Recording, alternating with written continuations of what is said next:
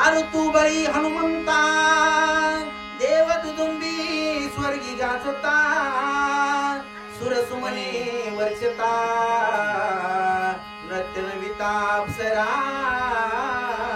हनुमानजीचं हे 7 पर्वताचं कार्य पाहिल्याबरोबर 49 योजन सेतुबंधनाचं कार्य पूर्ण केल्यामुळं स्वर्गातील देवदेवतेला आनंद झाला. दुदुंबी नाद करू लागले, गर्जना करू लागले, जयघोष करू लागले, अप्सरा नृत्य करू लागल्या, गायन करू लागल्या. नवे नवे स्वर्गावनी देव करिता ती पुष्पांचा वर्षाव अशी अवस्था झाली. पुष्पवृष्टी आणि स्वर्गातील देवदेवतेने त्या ठिकाणी केली म्हणून सांगतात.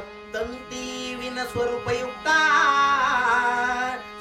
स्वर्गगणा नृत्य करिता हर्षवानर नाचता सेतु समास श्रीरामे. सेतु समास्त श्रीरामे.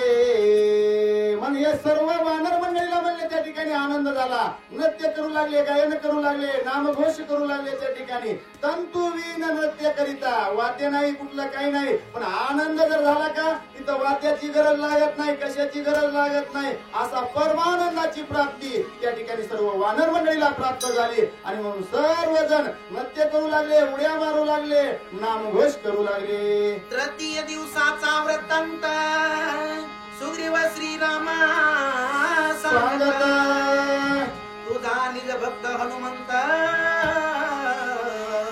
सेतू समाप्त त्याचे सेतू समाप्त त्याचे. मग तिसऱ्या दिवशीचा वृत्तांत वानर सुग्रीवजी प्रभू रामचंद्राला सांगू लागले. रामा, तुमचा जो निज भक्त आहे, पर्यंत आहे, जवळचा भक्त आहे हनुमान, आणि या हनुमानजीच्या कृत्यामुळं त्यांच्याच हातानं या सेतुबंधनाचं कार्य सिद्धीला जाणार आहे. रामा, सेतुबंधनाचं कार्य पूर्ण होत आहे असं सुग्रीवजी वृत्तांत सांगू लागले. आमचा वारवा सन्मान वा वा राखीला दश योजने न्यूना एरवी करिता संपूर्ण अर्धशन लागता. रामा ऐका ना, आणि हे जमलं पाहिजे. या हनुमंताला काय करता येत नव्हतं म्हणले रामा, परंतु आमच्या सर्वांचा मान राखण्याकरता सर्वांना सहभाग मिळावं, सर्वांचा विचार केला हनुमानजीनं, आणि सर्वांना याचं श्रेय मिळावं रामा. म्हणून 10 योजनाचं सेतुबंधनाचं कार्य हनुमानजीनं अपूर्ण ठेवलं. नाहीतर एका क्षणामध्ये हनुमंत हे कार्य करू शकत होते. रामा, किती मनाचा मोठेपणा आहे कुणाच्या? हनुमानजीच्या. म्हणून वानरला सुग्रीवजी सांगू लागले.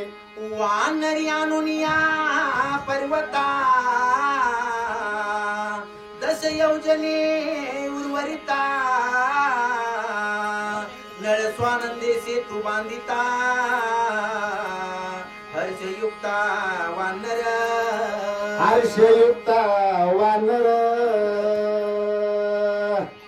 काय झालं, सर्व वानर मंडळीला आनंद झाला. आणि जे काही 10 योजनाचं अपूर्ण राहिलेलं सेतुबंधनाचं कार्य म्हणजे नळ वानर त्या ठिकाणी असणार पूर्ण करू लागले. सर्व वानर मंडळीला आपल्या बरोबर घेतलं आणि पूर्ण असणारं कार्य करत असताना अगदी अंतःकरणामध्ये हर्ष होता, उल्हास होता. कारण भगवंताचं कार्य करताना आपलं चित्त प्रसन्न पाहिजे, अंतःकरण त्या ठिकाणी असताना आनंदित असलं पाहिजे, चित्ताची एकाग्रता झालेली पाहिजे. त्यावेळेस तो आनंद प्राप्त होतो.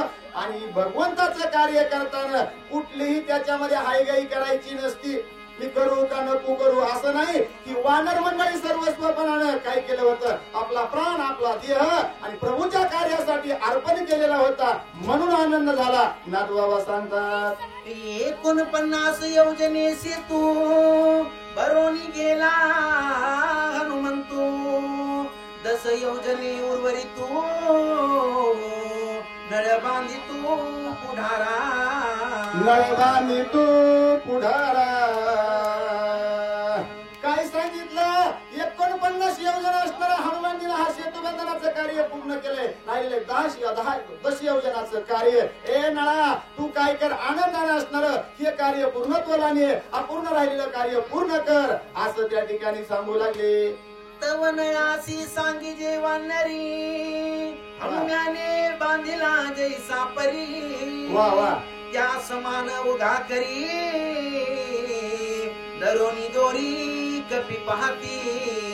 दरोनी दोरी कपी पाहती. काय म्हणले माहिती का? हे कार्य बाबा अपूर्ण तू पूर्ण कर म्हणले ना. पण कसा आला पाहिजे सेतू?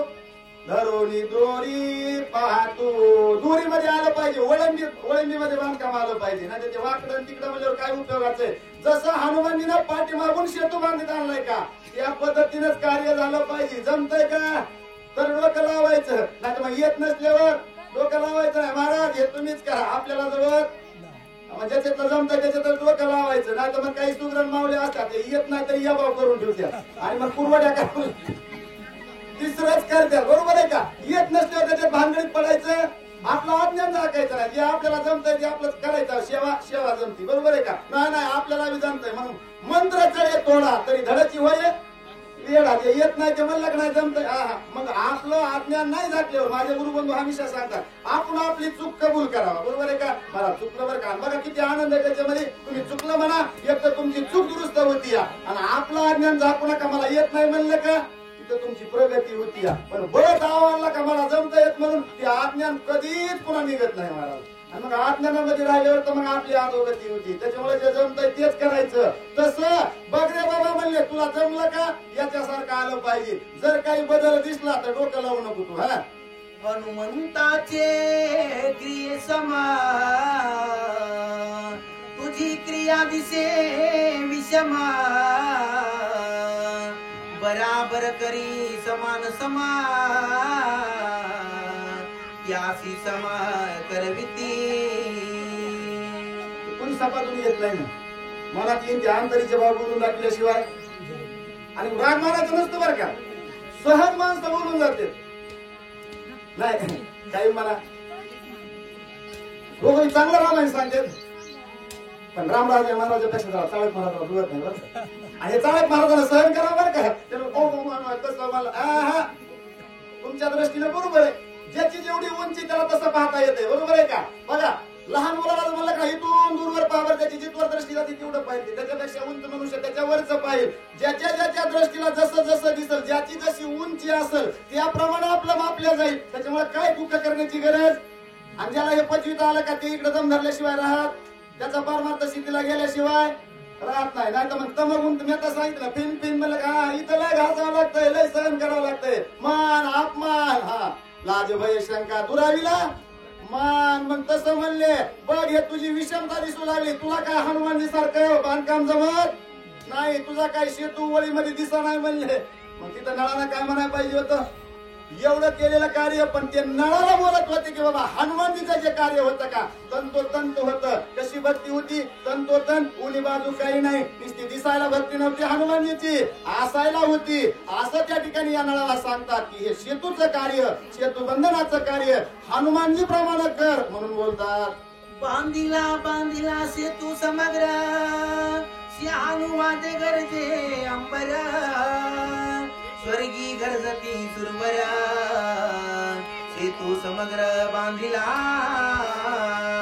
सेतू समग्र बांधिला. काय झालं म्हणले? सिंहनाद गर्जना केली. बोला प्रभू रामचंद्र भगवान की. सिंहनाद गर्जना झाली. तुमचा आवाज निघाला गेला. जेवायचं नाही काय? आजची गर्जना केली, अंबरामध्ये आवाज गेला. भक्ती केली तर बिंबीच्या देठापासून करायची. नाहीतर राम नाम श्रीराम जय राम म्हणू का, टाळी वाजू का, नको वाजू का, कुणी बघतोय काय की, कुणी काय म्हणतंय काय की. अरे ते सोडून द्या सर्व असणार आणि सर्व असणाऱ्या अनन्य भावानं त्या ठिकाणी असणारी भक्ती जर केली तर ती भगवंताला मान्य होती. एवढा आवाज केला, सिंहनाद गर्जना केली, कारण प्रभूचं कार्य सिद्धीला गेलं होतं. अंबरामध्ये स्वर्गामध्ये या वानर मंडळीचा आवाज गेला म्हणून सांगतात.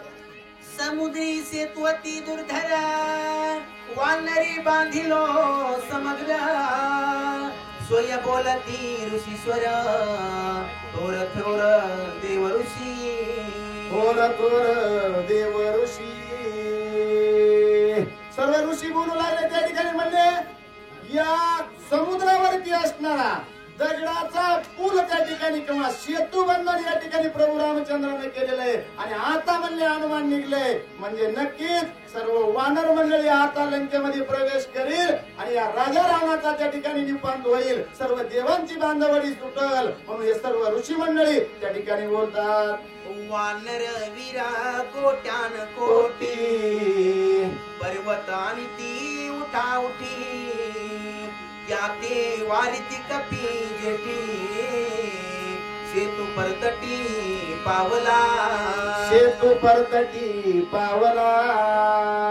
पूर्ण पैलतीरापर्यंत असणारा हा सेतू बंधनाचं कार्य पूर्ण झालं. कोट्यानुकोटी वानर मंडळी होती प्रभूच्या कार्याकरता. सर्व असणाऱ्या हे सेतू बंधनाच्या कार्यामध्ये सर्व वानर मंडळीनं आपली शक्ती पणाला लावली आणि प्रभूचं कार्य सिद्धीला गेलं. पैलतीराला या सेतू बंधनाचं कार्य पूर्ण झालं म्हणून नाथबाबा सांगू लागले. सेतू सिद्ध झाला संपूर्ण कटकी त्राटल्या निशाणा ते ऐकून या वानरगणा टाकीती पाषाणा पर्वत. आणि काही केल्या निशाणे त्राटिले ध्वज उभा केले त्या ठिकाणी असणाऱ्या आनंदाच्या भरामध्ये. आणि आनंदाच्या भरामध्ये म्हणले काही करू लागले या समुद्रावरती असणाऱ्या त्या ठिकाणी अनेक असणारे पाषाण पर्वत त्या ठिकाणी आणि हे सर्व वानर मंडळी टाकू लागले गर्जना करू लागले असं त्या ठिकाणी सांगतात. पर्वत पाषाणाच्या हारी वानरी टाकिल्या धरेवरी सेतू बंधन यात्रे करी अद्यापवरी देखील देती. ज्या आनंदाच्या भरामध्ये या वानर मंडळीने जे काही पाषाण दंड त्या धऱ्यावरती असणाऱ्या त्या ठिकाणी असणाऱ्या जमिनीवरती टाकलेले आहेत का की अद्यापवरी पाहायला मिळते. कुणाला यात्रेकरी जे जातात का त्या ठिकाणी असणारे हे सेतू बंधन पाहण्याकरता 4 धाम 2 धाम करायला जातात त्यांना हे सर्व दृश्य अद्यापर्यंत पाहायला मिळतं. या म्हणून या ठिकाणी ग्रंथकर्ते सांगू लागले. रुंदी संख्या 10 योजना लांबी समग्र शतयोजना नरे केले सेतू बंधन श्री रघुनंदन प्रतापे श्री रघुनंदने प्रतापे.